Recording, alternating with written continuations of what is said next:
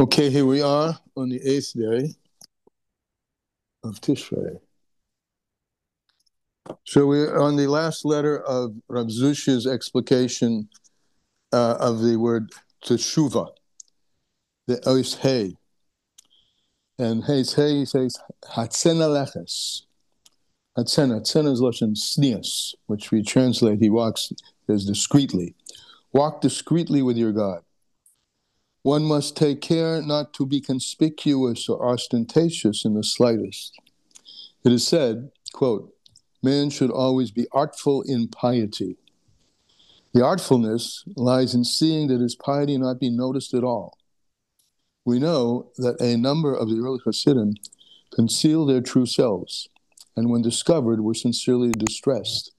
This is the avoda of teshuva that comes from hatzena leches, being discreet,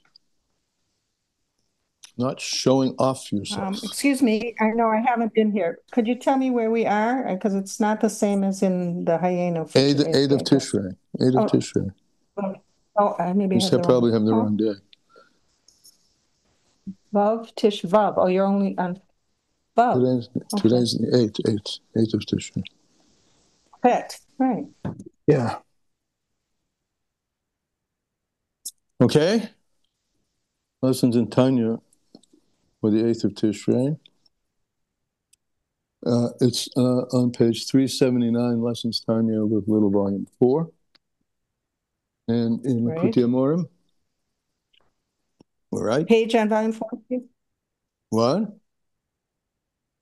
Page on Volume 4? The page on Volume 4 is 379. Okay. 379. There's some discrepancy. And in Likutei Amorim, it's, 8th of Tishrei, is on 260. And if you count down from the top, 1, 2, 3, 4, 5, 6, 7, 8, 9 lines down, the line begins with Hislapshusum bibiyah. As I mentioned yesterday and even before, this letter number 20 is really unlike a lot of the other letters, is that it deals expressly with the language of Kabbalah in understanding the process from atzmos down to physicality. And I think that to make it easy, it would be good to have, there are essentially 4 levels. The first level, and it'd be good even to jot these down because we come back to these and they're understood, these 4 levels in different terminology sometimes. But we have, the first level is atzmos, about which one can say nothing.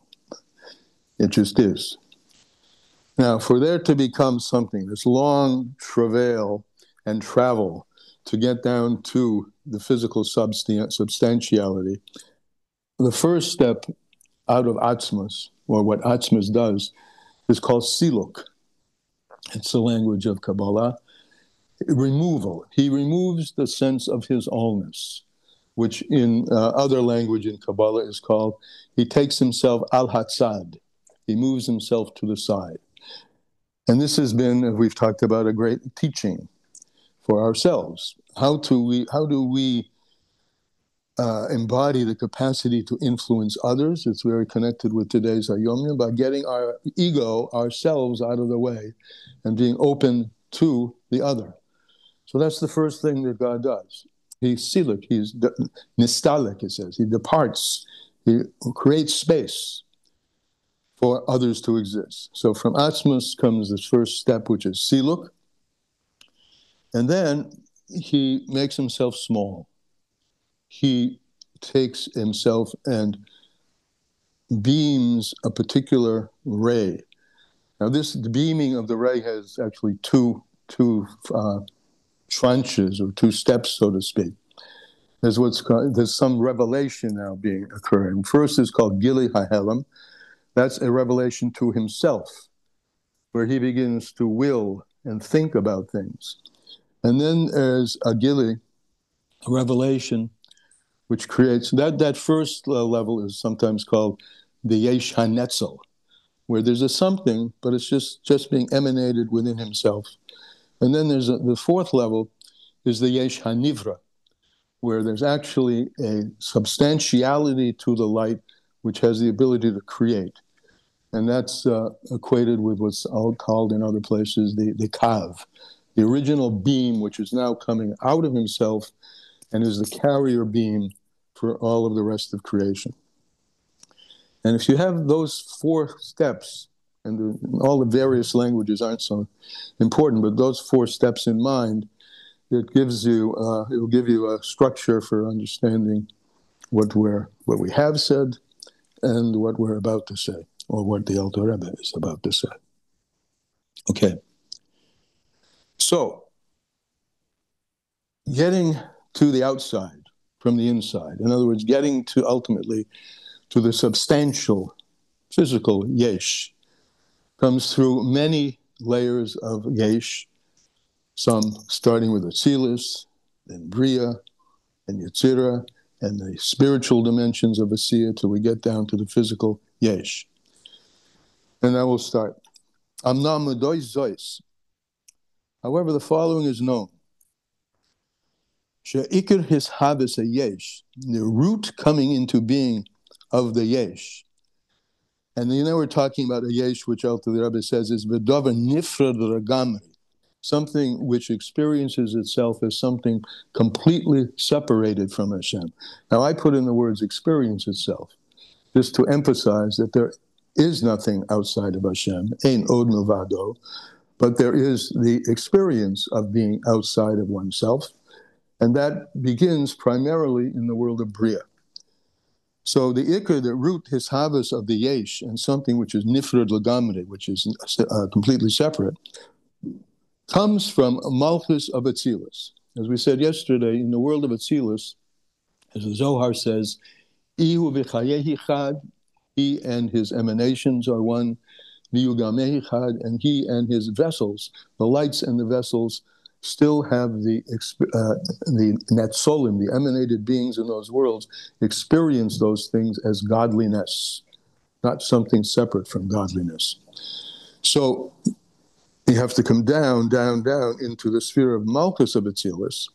And in Malchus of Atzilus, Shenasha Atik Habriya, that becomes the crown, the inner dimension of the crown for the world of Bria.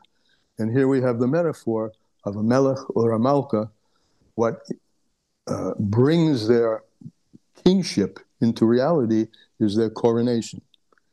So there's a level which is called the crown, and we've talked about this in more simple terms in earlier parts of Tanya, the Keser Malchus. And that's the Or HaSoive, the all-encompassing light, which will be the source of the intrusive or more linear light, which comes down in the Seder called Seder HaHestalshelus, the evolved one by one, step by step occurrence of godliness as godliness gets more and more contracted through the Tzimtzum. So the beginning of that process, what kicks that emotion, what kicks the kingdom, so to speak, into being, is the crowning of godliness, which is the sphere of Malchus, which is king or queen. And that becomes the crown. But Malchus of Atzilus, the bottom of Atzilus, becomes the crown, the Or HaSoivev, for the world of Bria. As the expression goes, Ki en melech b'lo yam. There's no king, there's no regnancy, kingship, without a people. So for Malchus to fulfill what its definition is, which is king or queen and queen, there has to be a kingdom. And the kingdom ultimately is the population of all the spiritual beings and ultimately the physical beings on planet Earth. And this brings about, Malchus therefore becomes the Or HaSoivev, the motivating light for what becomes the world of multiplicity, infinite multiplicity of creatures, and divisions, which are created in the power of the Ein Sof. Ein Sof, there is no end to his ability to create. In other words, everything, the creation itself, the multiplicity is infinite in a different way, but also we use the word infinite just as he is infinite.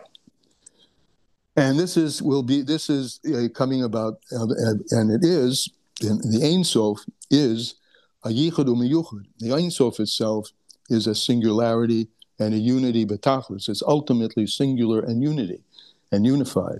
But from that comes the diversity through the processes, again, those four broad levels that I mentioned at the beginning of the class. And this brings about al yidei riba ha'oisius. The mechanisms for creating multiplicity are what we call, metaphorically, letters. And that's why it says, Ein melech b'li am, there's no king without a people. And Malchus is associated with, in the Zohar, Malchus Peh. Malchus is the mouth. It's ultimately connected with the Torah Shel Baal Peh, the Torah, which is the oral Torah. So the metaphor is words, and particularly all the letters, which make an infinite combination of things. So this is the Ribai Oisius. The Oisius are the metaphor for, the letters are metaphors for the Kalim, the vessels. Hayosim and Malchus, which come out from Malchus, Malchus is called Pi Havaya, as I just said, the mouth of Havaya. Just like your thought, we've had this earlier in Tanya, your thought condenses into speech, and speech is articulated through 5 parts of the mouth through letters. And in them, in the letters, keeping this metaphor in place, when you speak, every letter has something of the breath of your mouth, and the breath of your mouth comes from the heart, and all of that becomes the metaphor for the articulated multiplicity being rooted in a singular source, which is the breath, and the breath being rooted in the soul. And that brings forth that process of coming from breath to articulation, Kol Tzivos Hashem. Kol Tzivon, all the hosts of heaven. The Behemoth has a pen, the 5 articulative capabilities of the mouth come from the Hey Yavuras, the 5 Yavuras.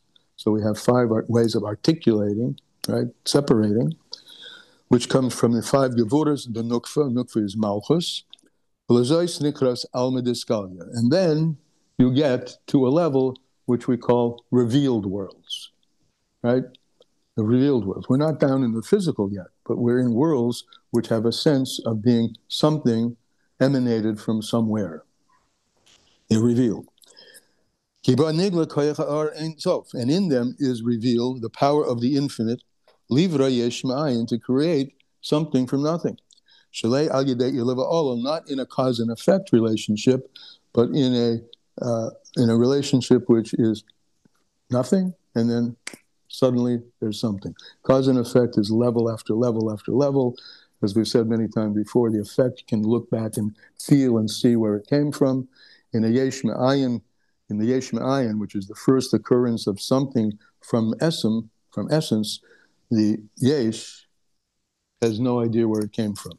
That's one of the reasons it's called nothing, ayin, one of the many reasons. Avol, however, the test spheres are showing us, before Malchus, above Malchus, you have 9 other spheros, right? These 9 other spheros, Netzlub Hestalshalis Ilba Avol, they have been emanated in a seder of one after another, a chain of descent of cause and effect. Ve'or Ein Sof Hu Malubish B'Chochma Levadai, and in that stepwise from top to bottom, the top of that heap is called Chochma. And he says about Chochma, the Or Ein Sof Hu Malubish B'Chochma Levadu. The Or Ein Sof, as it is an ayin, is in the sphere of Chochma alone. Chochma experiences the ayin. As it says, Chochma me'ayin timotzei. It's a play on a simple statement. It's a question. Wisdom, from where will you find it? Chochma me'ayin timotzei, question mark. Where will you find it? But Chassidus darshans it positive. You want to know where you'll find it? From the ayin. Chochma comes from the ayin. So Chochma has a sense of the ayin, and that infuses its ability to spawn other things. But at the same time, it's the only sphere that has that sense, as it says, that the Ein Sof is malubish b'chochma levado, only there. This is written, and this is what's written in Sefer Yetzirah, that the beginning is wedged in the end, meaning even though Kesser, Chochma experiences the ayin and everything below it doesn't, the ayin is what's responsible and contained there, otherwise the thing couldn't exist. because without the koyach of the Ein Sof in it, there is nothing. So the beginning is wedged in the end. Ki keser, which is the crown. Humamutza is an intermediary between hamaitzel and atzolim. Keser, which is called the crown, right on top of the head. I mean, there are levels in keser. And keser, so we name it as an object, is by definition not atzmus. So really, in three transfers, you have atzmus, keser, and then the seder histalshalis. If you look at it that way. So if you take that perspective, keser umamutza, keser is an intermediary, right? You have atzmus, keser, seder histalshalis. So keser is an intermediary between between the emanator and the emanated. And it's also called the bottom side, or the last side, the bottom side of Ein Sof. Therefore, it's called Keser Malchus, the crown of the king. Because a crown belongs particularly to a king or a queen. So that's called Keser Malchus. So this is called Keser de Ein Sof in other language. Keser de Ein Sof, the crown, which then becomes the source, the proximate source for all the multiplicity below. So because it needs a people. People is multiplicity. So in Keser Ela Lamelech, there's only a crown belongs to a king. And that's what he says here. This level of Ein Sof, which is called Keser, is also called Malchus de Ein Sof, the kingliness of the Ein Sof. And since Keser has this capability and recapitulated on every level, you have Keser de Ein Sof, Keser de Atzilus, Keser de Bria, etc., etc. So that's the power of Ein Sof as it gets diffused and effused into all the lower levels. So it's called Keser Mata L'mayla, Keser from below to above. That's called from below to above is called the Or Choizer, where the lower level does something that causes to be manifest something from the higher level. And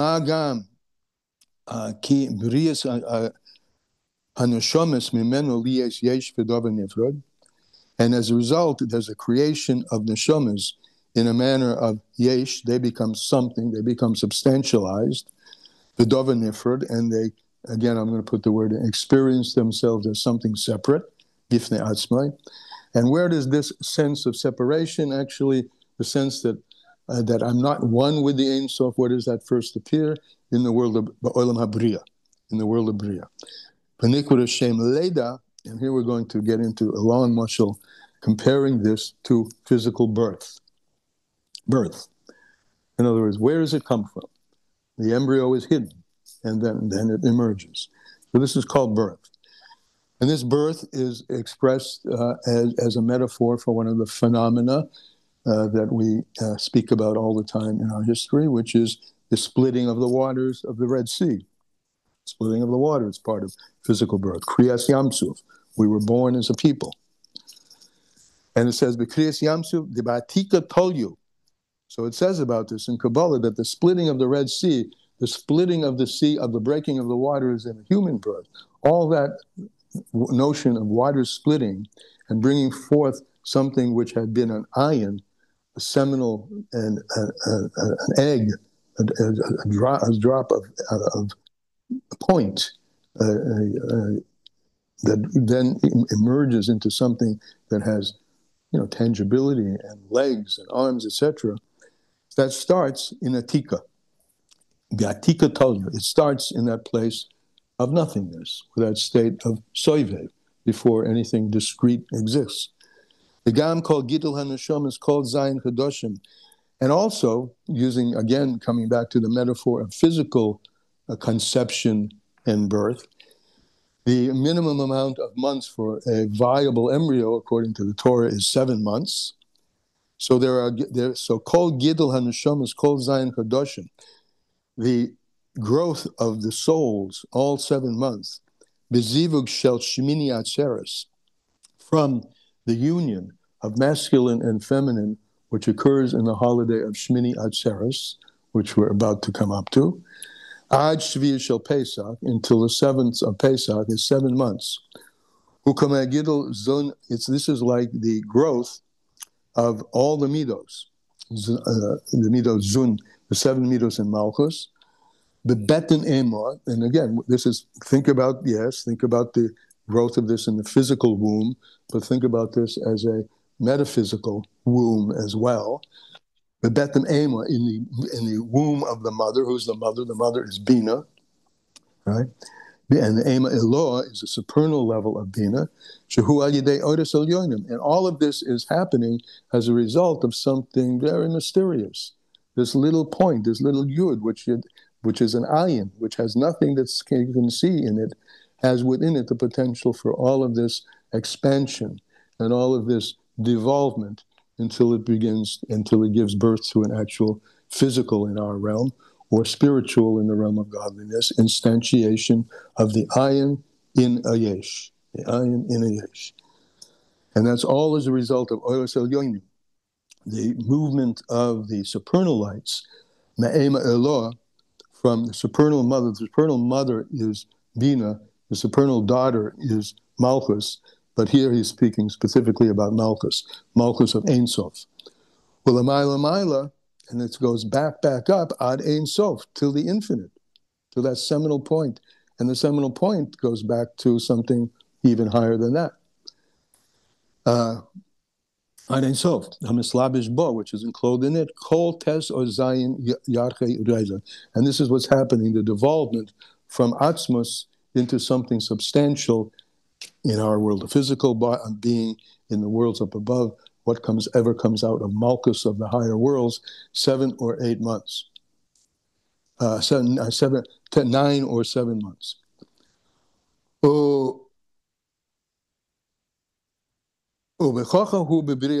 Similarly, is just as this, we describe this in a tangible way in terms of the conception, development, and birth of a physical embryo.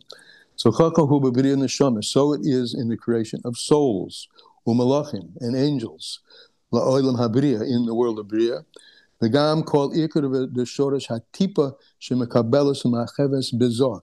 And also in the language of Kabbalah, the seminal drop, that's the tipa, the drop, which is received in the womb of Malchus being the mother, Umasakeves, and it literally thickens there, it develops there.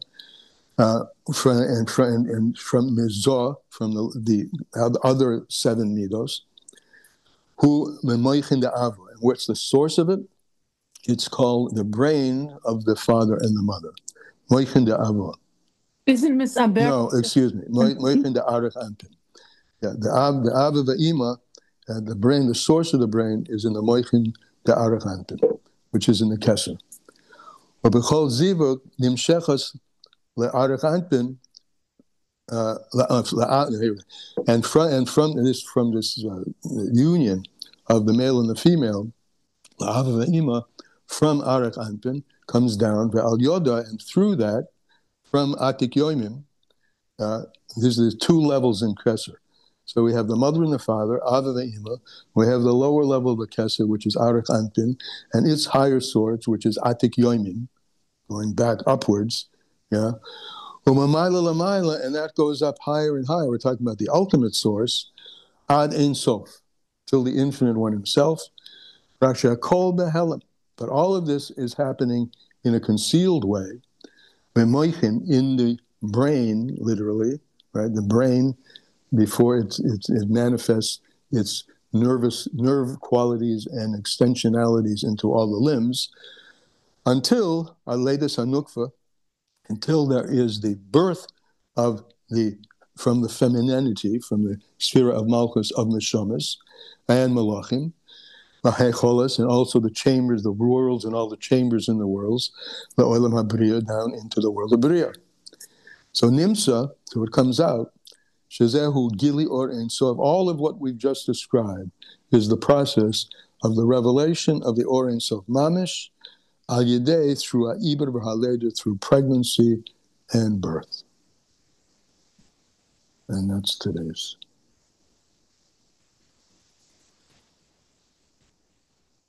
So I mean, it's a pretty not only beautiful, as far as I'm concerned, hugely beautiful, but very detailed explanation of how you get from atzmus to something, from ayin to yesh, from the ayin, which is totally, not only is before it's behelim, it's before it's concealed. Ayin at a state before just being hidden, it's nothing, down to the state of infinite something. I just have a question.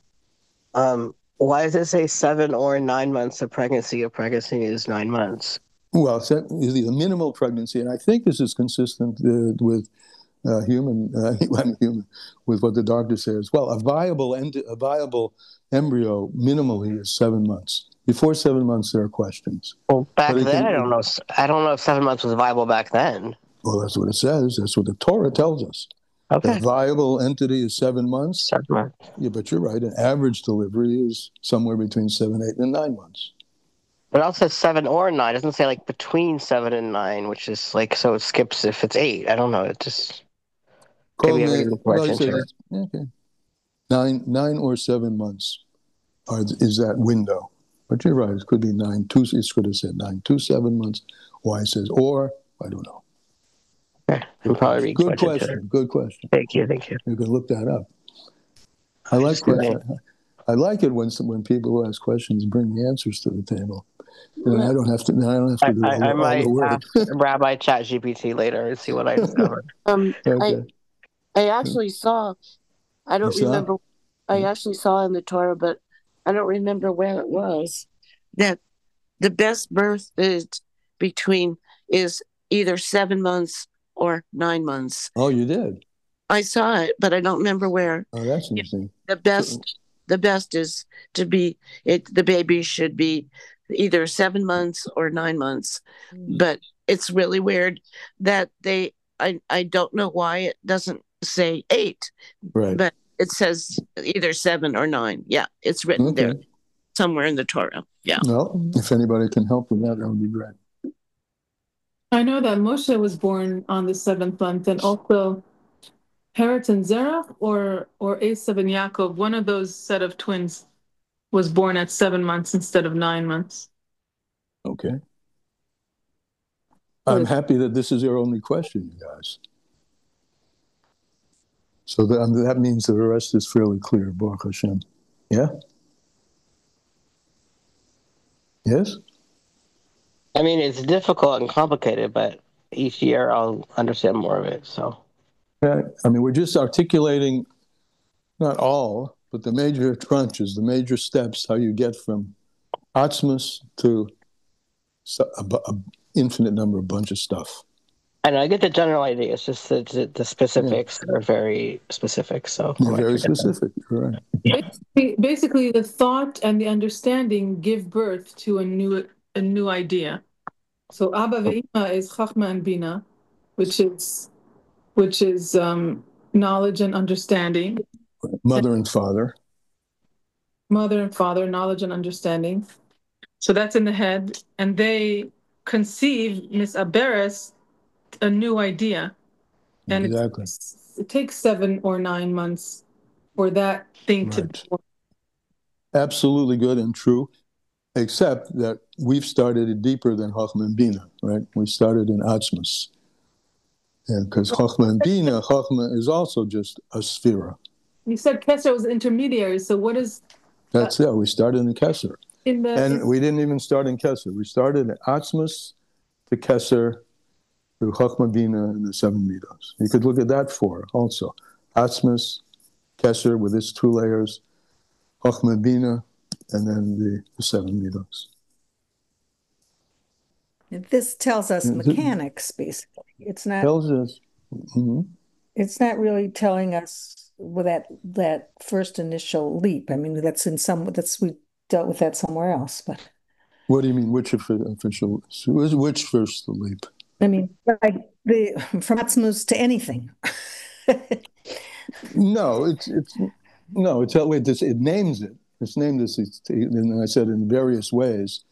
That's called Gili Ha'etzim, where but it's a revelation unto himself still, and then from there emits the Kav, which goes to the outside. But it's not telling us how that happens. It's just naming the steps. You're correct. Yeah. But I guess, in terms of avoida, what's important is that atzmus of Ein Sof pervades. We've quoted here, the beginning, which is atzmus, is wedged in and rooted in everything, and particularly, and most particularly, in the mitzvahs. That's where panemius haratzon, the panemius of God's will, is lodged. And the panemius of God's will is an extension of his very self. And that's, I guess, what's important. It's the continuity that's the important Yeah, in fact, part. In Lessons in Tanya, way back at the beginning of this letter 20, he tells us that the purpose, why did the Alter Rebbe say this? Why was he giving us this chapter for? And what I've just said is a shorthand of what this says, the Lessons in Tanya, that the reason he gave this is so that we will grasp and feel that we hold a dvar mitzvah, we're holding atzmus. All right. We'll all have to go, and we'll see you tomorrow. Yom Hashem. Take care. Oh, Mir Hashem.